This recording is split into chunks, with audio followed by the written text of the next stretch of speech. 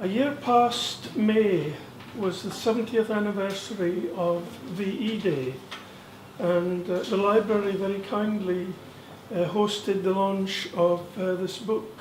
Well, in fact, it almost hosted the launch because I hadn't got any copies printed at that point, which was just a mere detail. But because this person, Jimmy Wilds, about whom the book was written, he was my brother-in-law's late uncle, and during the war he was a dispatch rider. If you want the whole story, it's here. Available on Kindle as well. I can't even remember the price, but it is available on Kindle, folks. But suffice to say that at one point he ended up as Winston Churchill's personal dispatch rider and regularly delivered dispatches to the King. Lots of other adventures in between, including encounters with the King of Egypt and things like that. But what I'm going to share with you tonight is, since the theme is home, I'm going to share with you chapter 2, which is called Sleeping with Vipers.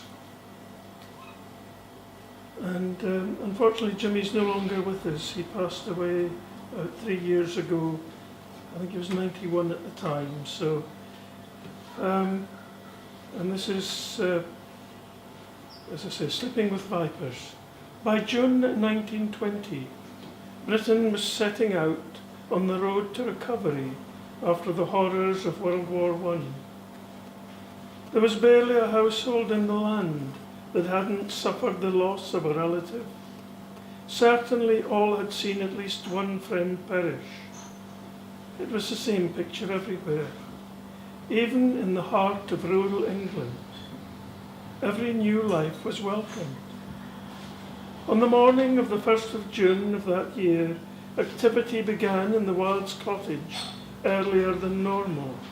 Edgar Wilds had been evicted from the bedroom he shared with his wife. The eldest daughter from Lower Farm was present to assist. It was not long before the cottage echoed to the first cries of a newborn baby. "What shall we call the little mite?" Ethel Wild asked. She was sitting up in bed and looking at her husband. It is a question she'd already asked on 4 previous occasions. "How does Edgar Percy sound?" he inquired. Amidst all the backslaps and the jovial remarks he'd given the matter some thought as he'd gone about the morning's work. He'd wanted the name Edgar Wilds to be carried forward. The middle name had required more consideration. The names of those recently lost had been on his mind. "Edgar Percy it shall be," Ethel declared. The baby made a contented gurgling sound by way of approval. Edgar Percy underwent 2 name changes in the course of his life. At school he became Eddie or Ted, and later he was Jimmy by his comrades in the army. "I'm so glad he arrived when he did," Ethel added. "It's too hot to be carrying a baby around inside me." June 1920 was a scorcher. For several consecutive days, the temperature topped 80 degrees. Work on the farms slowed. Between the wars, many aspects of British industry became mechanised. Farms were slower to change. Primitive tractors had been invented, but were too expensive for all but the very richest of landowners. The horse was still king, and much of the work was done manually.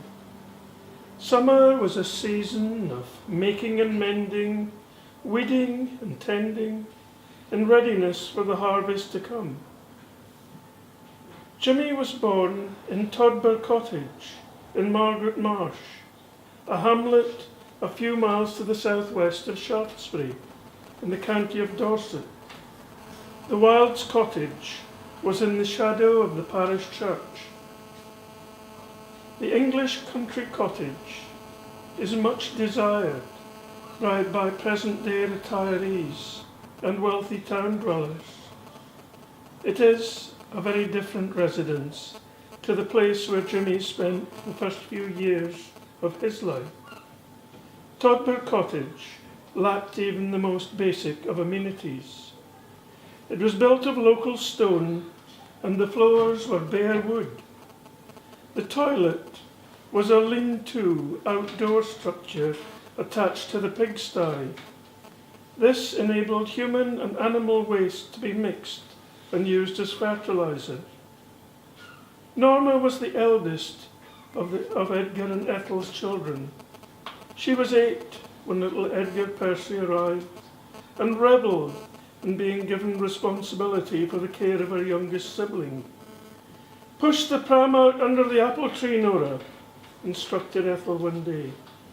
Nora duly began to struggle out through the door with the heavy, well-used baby carriage. "Here, hang on. I need to check the net." Ethel rushed after her daughter. The net was made from an old curtain. It was essential. Close to the side of the tom-pot apple tree, under which the pram was about to be parked, was the village pond. That in itself was not a concern for Ethel. There was no risk of the pram rolling into it. But the pond was on the site of a natural spring.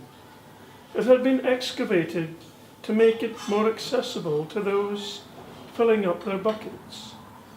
The earth that had been dug out had been left at the side of the pond and would absorb the heat from the sun.